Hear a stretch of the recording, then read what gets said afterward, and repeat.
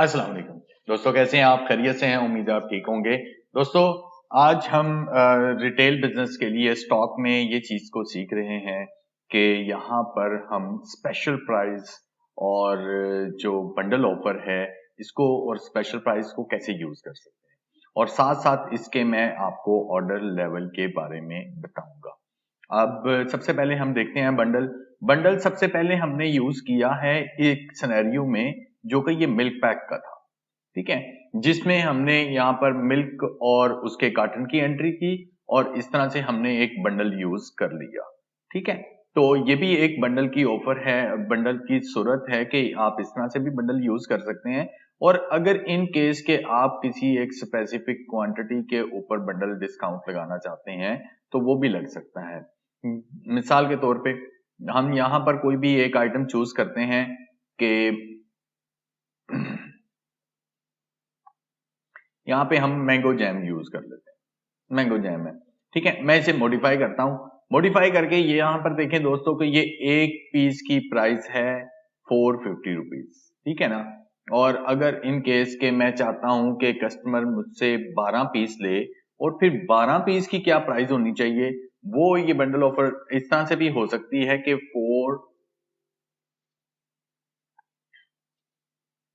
450 into 12, ये 5400 rupees बनते हैं। तो ये 5400 रुपीज की प्राइस यहां पर मैंने लिख दी। अब ये बंडल ऑफर अगर 12 की भी इतनी है और एक की भी इतनी है तो फिर तो कोई फर्क नहीं है। बट ये अमूमन उस सूरत के लिए होता है कि आप इससे देते हैं जी 5200 रुपीज में। इट मीन्स कि कोई एक क्वांटिटी खरीदेगा और एक से लेकर 11 क्वांटिटी तक उसकी रेट उसको 450 रुपीज ही मिलेगा। और अगर इन केस के वो 12 या 12 से कुछ ज्यादा चीजें बाय करता है तो फिर उसको ये 52 रुपए रेट मिलेगा। ठीक है, इसे मैं सेव कर देता हूं। ठीक है, अब देखें यहां पर हम आते हैं और यहां पर हम इसे स्टॉक में आए, यहाँ पर F9 किया और या F10 किया, कोई भी सिलेक्ट की आइटम, तो ये देखें कि ये एक प्राइस आप आ रही है आइटम की।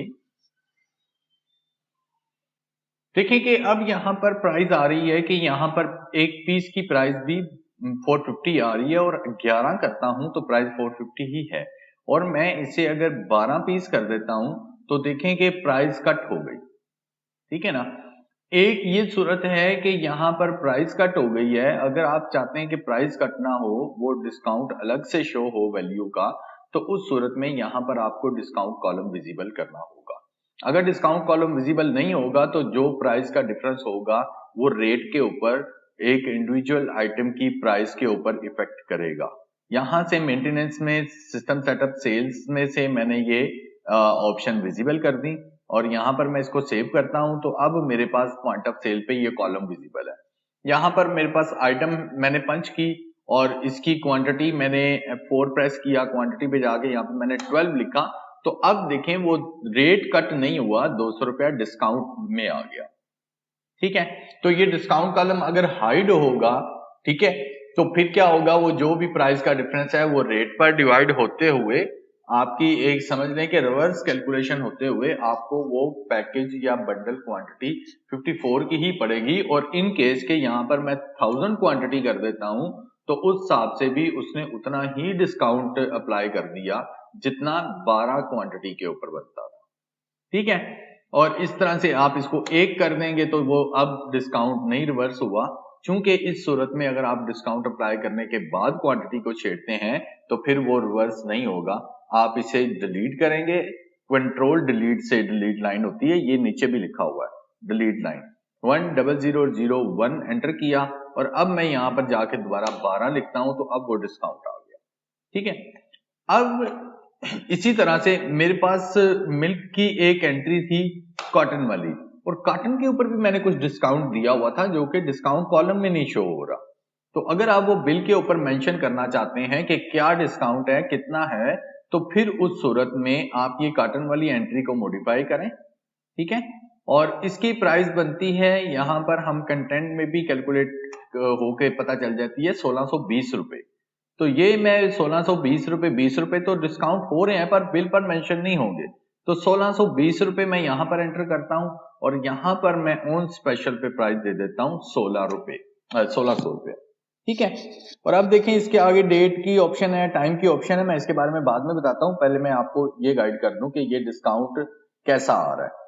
अब देखें कि यहाँ पर मेरे पास F10 करता हूँ, मिल्क लिखा, कीबोर्ड से टैब प्रेस किया तो सिर्फ मिल्क वाली आइटम आई, एरो की से डाउन करते हुए मैंने कीबोर्ड से एंटर किया और वो आइटम सेलेक्ट हो गई। अब देखें वो 20 रुपए का डिफरेंस है वो डिस्काउंट कॉलम में शो हो रहा है। इट मीन्स कि ये आपके बिल के ऊपर भी शो होगा, यहाँ पर भी टोटल आ रहा है कि इतना टोटल डिस्काउंट है आपका।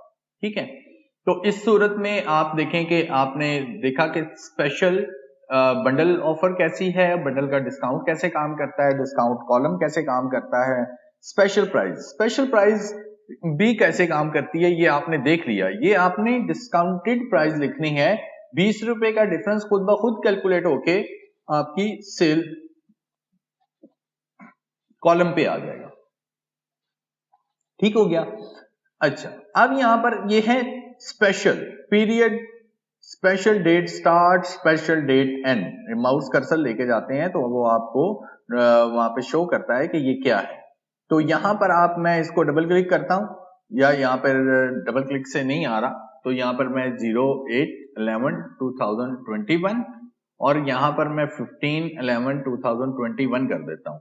इट मीन्स के ये जो प्रमोशन है ये आज से लेकर 15 तारीख तक चलेगी। और अगर इन केस के मैं इसको 9 तारीख कर देता हूँ और इसको मैं सेव कर देता हूँ, तो अब मैं क्या हुआ, आज 8 तारीख है और 8/11 है, तो मैं यहाँ पर आया, मैं यहाँ पर फिर मिल्क सर्च किया और मिल्क पंच किया, तो अब देखें डिस्काउंट नहीं आया। क्यों नहीं आया डिस्काउंट? अभी थोड़ी देर पहले आ रहा था, बट अब हमने उसके ऊपर डिस्काउंट लिमिट लगा दी, टाइम रिस्ट्रिक्शन लगा दी कि अब वो जो है वो आपके सामने इस डेट के ऊपर ही विजिबल होगा। और इन केस की अभी अगर मैं सिस्टम की डेट चेंज करता हूं तो वो वहां पर डिस्काउंट अप्लाई होके मुझे 9 तारीख में शो होने लग जाएगा। तो इस तरह से आप एक on special time date period के हिसाब से भी सेट कर सकते हैं, और जब आप शुरू करना चाहें आप आगे वाली भी डेट दे सकते हैं, और जब शुरू किया वो सेम डेट दे के और एंड डेट भी दे सकते हैं। और इसके साथ साथ नीचे ये टाइम की ऑप्शन है। ठीक है, 24 आवर का यहाँ पे टाइम है।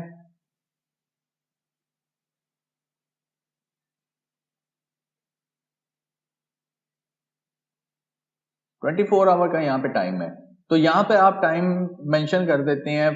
सम टाइम ऐसा होता है कि वेजिटेबल आइटम होती हैं और आप उसको जो है वो कर रहे होते हैं, उसमें लो प्राइस पे दे देते हैं इवनिंग में। मिसाल के तौर पे 6 बजे से शाम 6 बजे से रात 11 बजे तक जो है ना, 12 बजे तक 23:59।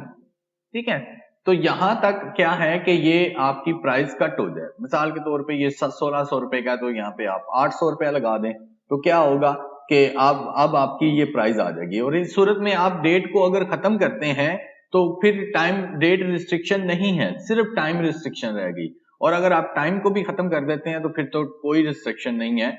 तो ये इस सूरत में आप करके डेट और टाइम के हिसाब से आप अपना ऑर्डर प्लेस कर सकते हैं। जैसे कि मैंने अभी टाइम दे दिया और अभी तो 18 नहीं बजे, शाम के 6 नहीं हुए, तो अभी ये 800 रुपए प्राइस है। मैं इसको सेव कर देता हूं और पॉइंट ऑफ सेल पर जैसे ही जाके मैं आइटम 2 पंच करता हूं तो वो फुल प्राइस आ रही है।